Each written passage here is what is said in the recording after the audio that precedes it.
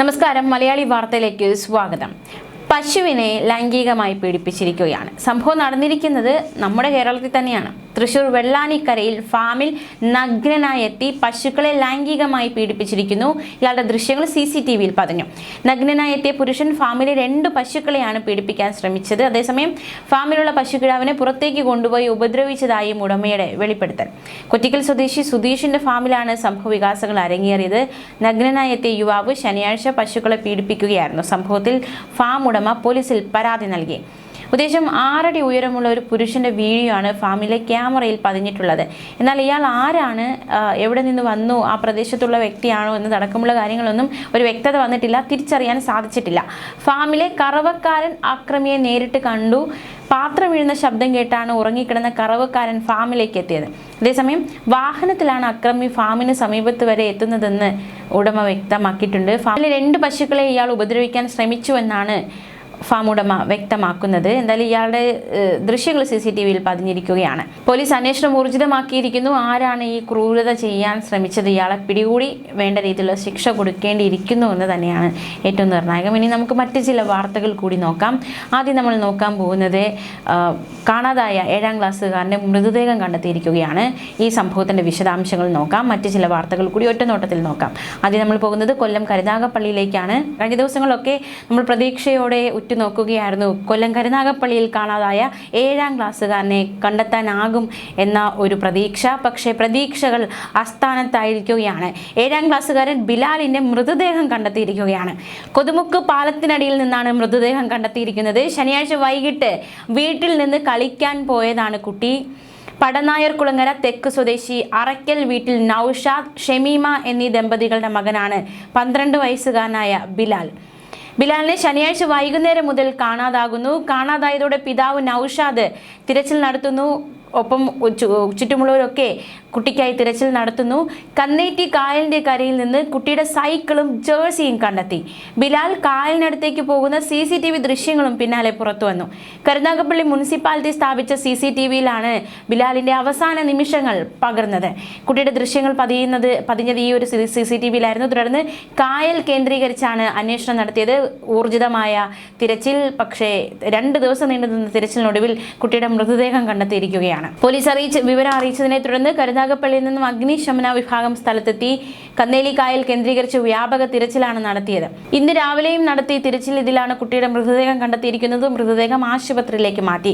തുടർ നടപടികൾക്ക് ശേഷം മൃതദേഹം ബന്ധുക്കൾക്ക് കൈമാറും. കഴിഞ്ഞ ശനിയാഴ്ച വൈകുന്നേരം കാണാതാകുന്നു. ശനിയാഴ്ചയും ഞായറാഴ്ചയുമായി തിരച്ചിൽ നടത്തി, പക്ഷേ എല്ലാം വിഫലമാവുകയായിരുന്നു.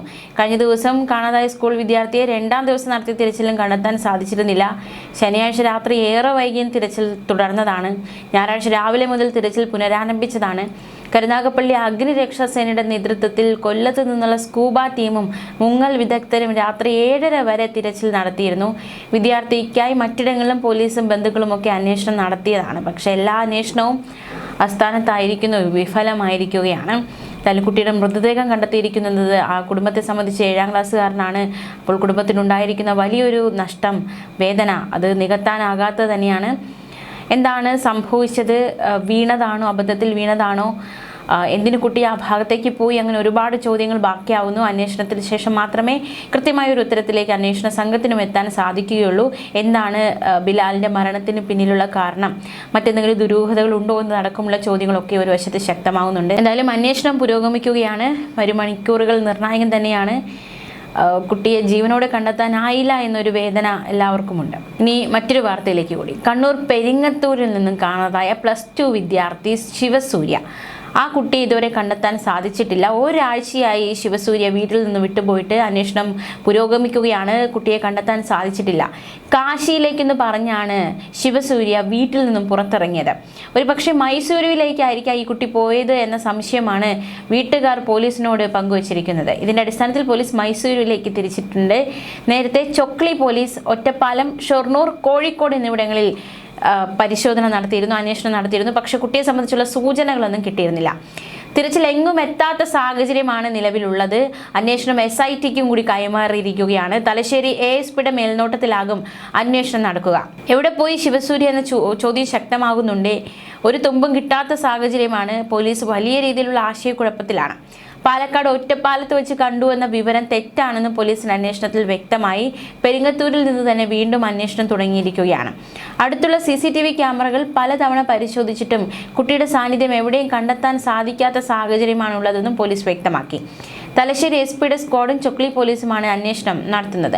മൊബൈൽ ഗെയിമിന് അടിമപ്പെട്ടിരുന്ന ശിവസൂര്യയുടെ ഫോൺ അച്ഛൻ പിടിച്ചു വാങ്ങിയതിനെ തുടർന്നാണ് കുട്ടി നാടുവിട്ടത്. കാശിയിലേക്ക് പോകുന്നുവെന്നും ഇനിയുള്ള കാലം അവിടെ ജീവിച്ച് ദൈവത്തോട് അലിയുമെന്നും കത്തെഴുതി വെച്ചായിരുന്നു വീട് വിട്ട് ശിവസൂര്യ ഇറങ്ങിയത്.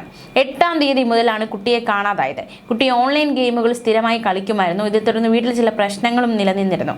ഗെയിമിംഗ് പതിവായതിനെ തുടർന്നാണ് കുട്ടിയുടെ കയ്യിൽ നിന്ന് ഫോൺ വാങ്ങി വയ്ക്കുക എന്ന തീരുമാനത്തിലേക്ക് രക്ഷിതാക്കൾ എത്തിയത്. മാത്രമല്ല, ഈ ഗെയിം കളിയിലൂടെ കുട്ടിക്ക് ചെറിയ തുകകൾ നഷ്ടപ്പെടുന്ന സാഹചര്യം ഉണ്ടായി എന്നതടക്കമുള്ള വെളിപ്പെടുത്തൽ ബന്ധുക്കളുടെ ഭാഗത്തുനിന്നുണ്ടായിട്ടുണ്ട്. ഫോൺ പിടിച്ചു വാങ്ങിയതിന് ശേഷമാണ് കുട്ടി കത്തെഴുതി വച്ച് വീട് വിട്ടുപോയത്. സംഭവം നടക്കുന്ന സമയം വീട്ടിൽ ആരും ഉണ്ടായിരുന്നില്ല. എല്ലാവരും പുറത്തുപോയ സാഹചര്യമായിരുന്നു. ചെറുപ്പത്തിലെ അമ്മ മരിച്ച കുട്ടിക്ക് അച്ഛൻ മാത്രമേ ഉള്ളൂ. ആ അച്ഛൻ്റെ വേദനയൊക്കെ കഴിഞ്ഞ ദിവസങ്ങളിൽ നമ്മൾ മാധ്യമങ്ങളിൽ കൂടി കാണുന്നുണ്ട്. എത്രത്തോളം വേദനയോടെയാണ് പിതാവ് പ്രതികരിക്കുന്നത്. അതായത് ഇങ്ങനെയൊക്കെ സംഭവിക്കുമെന്ന് അറിഞ്ഞിരുന്നുവെങ്കിൽ ഫോൺ പിടിച്ചു വാങ്ങില്ലായിരുന്നു എന്നതടക്കമുള്ള ഒരു ഭാരം ആ ബന്ധുക്കൾക്കൊക്കെ ഉണ്ട്. എന്നാലും ശിവസൂര്യ എവിടെയാണ് എന്ന ചോദ്യവും കൂടി ഒരു വശത്ത് ഉയരുന്നുണ്ട്. ശിവസൂര്യയെ കണ്ടെത്താനുള്ള നീക്കങ്ങൾ അന്വേഷണ സംഘത്തിന്റെ ഭാഗത്തു നിന്നുണ്ടാകുന്നു.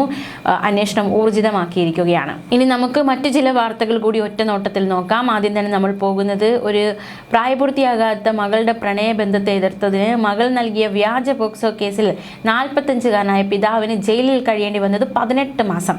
ഒടുവിൽ സത്യാവസ്ഥ തിരിച്ചറിഞ്ഞ് കഴിഞ്ഞ മാസം 24-ാം തീയതി കോടതി വെറുതെ വിട്ടിരിക്കുകയാണ് പിതാവിനെ. ഈ സംഭവം ഉണ്ടായിരിക്കുന്നത് നമ്മുടെ കേരളത്തിൽ തന്നെയാണ്. ഇടുക്കി കട്ടപ്പനയിലാണ് സംഭവം.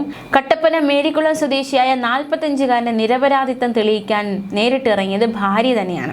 കാമുകനുമായുള്ള ബന്ധവും നിരന്തരമുള്ള ഫോൺ വിളികളും പിതാവ് ചോദ്യം ചെയ്തു. ഇത് പെൺകുട്ടിയെ പ്രകോപിപ്പിച്ചു. തുടർന്ന് പിതാവിൽ നിന്നും പീഡനത്തിനിരയായി എന്ന് പറഞ്ഞ് പരാതി നൽകി. കാമുകന്റെ അങ്കണവാടി ജീവനക്കാരിയായ മാതാവ് വഴി ചൈൽഡ് ലൈനിലാണ് പരാതി നൽകിയത്. ചൈൽഡ് ലൈൻ ഉപ്പുതറ പോലീസിൽ അറിയിച്ചു. ഇതോടെ അറസ്റ്റ് ചെയ്ത് പിതാവിനെ റിമാൻഡ് ചെയ്തു. കോടതിയിലും പെൺകുട്ടി പിതാവിനെതിരെ തന്നെയാണ് സംസാരിച്ചത്. ജാമ്യാപേക്ഷ നൽകിയെങ്കിലും നിരസിക്കപ്പെട്ട് റിമാൻഡിൽ തുടരുകയായിരുന്നു. കാമുകനുമായുള്ള ബന്ധത്തെ പിതാവ് എതിർത്തതും വഴക്കു പറഞ്ഞതുമാണ് പരാതിക്ക് കാരണമെന്ന വാദം അംഗീകരിച്ചാണ് കട്ടപ്പന ഫാസ്റ്റ് ട്രാക്ക് സ്പെഷ്യൽ കോടതി ജഡ്ജി GR ബിൽകുൽ വെറുതെ വിട്ടത്. പിതാവ് ജയിലിൽ കഴിയവേ പെൺകുട്ടിയെ കാണാൻ കാമുകൻ രാത്രി വീട്ടിലെത്തിയപ്പോൾ നാട്ടുകാർ പിടികൂടി പോലീസിൽ ഏൽപ്പിച്ചിരുന്നു. 18 വയസ്സ് പൂർത്തിയായതോടെ പെൺകുട്ടി കാമുകനൊപ്പം പോവുകയും ചെയ്തു. ഇനി നമ്മൾ മറ്റൊരു വാർത്തയിലേക്ക് കൂടി പോകുന്നു. കുറ്റിക്കാട്ടൂർ സംഭവിച്ചൊരു വാർത്തയിലേക്കാണ്. മദ്യലഹരിയിലായ മകന്റെ അടിയേറ്റ് പിതാവിന് ദാരുണാന്ത്യം. കുറ്റിക്കാട്ടൂർ സ്വദേശി ശശിധരനാണ് മരിച്ചത്. തിങ്കളാഴ്ച പുലർച്ചെ 12:45 നാടിനെ നടുക്കിയ സംഭവം ഉണ്ടായി. സംഭവത്തിൽ മകൻ M അഭിരാമിനെ പോലീസ് കസ്റ്റഡിയിലെടുത്തു. മദ്യപിക്കുന്നതിനെ ചൊല്ലി വീട്ടുകാരും അഭിരാമും തമ്മിൽ തർക്കമുണ്ടായി. വീട്ടിലെ മുറിയിൽ അഭിരാം മദ്യപിക്കുന്നത് മാതാപിതാക്കളും സഹോദരിയും ചോദ്യം ചെയ്തതിന് പിന്നാലെ ഇയാൾ വളരെ വലിയ രീതിയിൽ അക്രമാസക്തനാവുകയായിരുന്നു. മരക്കഷ്ണം ഉപയോഗിച്ച് അഭിരാം പിതാവിന്റെ തലയ്ക്കടിക്കുകയായിരുന്നു. അടിയേറ്റ് തലയ്ക്കും കഴുത്തിന് ഗുരുതരമായി പരിക്കേറ്റ ശശിധരനെ ഭാര്യയും മകളും നാട്ടുകാരുടെ സഹായത്തോടെ മെഡിക്കൽ കോളേജ് ആശുപത്രിയിൽ എത്തിച്ചു. പക്ഷേ അപ്പോഴേക്കും മരണം സംഭവിച്ചു. മൃതദേഹം കോഴിക്കോട് മെഡിക്കൽ കോളേജ് ആശുപത്രി മോർച്ചറിയിലേക്ക് മാറ്റി. പോസ്റ്റ്മോർട്ടത്തിനും ഇൻക്വസ്റ്റ് നടപടികൾക്ക് ശേഷം മൃതദേഹം ബന്ധുക്കൾക്ക് വിട്ടു നൽകുമെന്ന് പോലീസ് വ്യക്തമാക്കി. നാട്ടുകാരിൽ നിന്ന് കിട്ടിയ വിവരം അനുസരിച്ച് വീട്ടിലെത്തിയ പോലീസ് അഭിരാമിനെ കസ്റ്റഡിയിൽ എടുക്കുകയായിരുന്നു. മദ്യത്തിനൊപ്പം മറ്റ് ലഹരി മരുന്നുകളും ഇയാൾ ഉപയോഗിക്കാറുണ്ടോ എന്നതടക്കമുള്ള കാര്യങ്ങൾ വിശദമായി പരിശോധിക്കാനാണ് പോലീസിന്റെ നീക്കം. തുടർ നടപടികൾക്ക് ശേഷം അറസ്റ്റ് രേഖപ്പെടുത്തി പ്രതിയെ കോടതിയിൽ ഹാജരാക്കുമെന്ന് പോലീസ് പറഞ്ഞു. ന്യൂസ് ഡെസ്ക് മലയാളി വാർത്ത.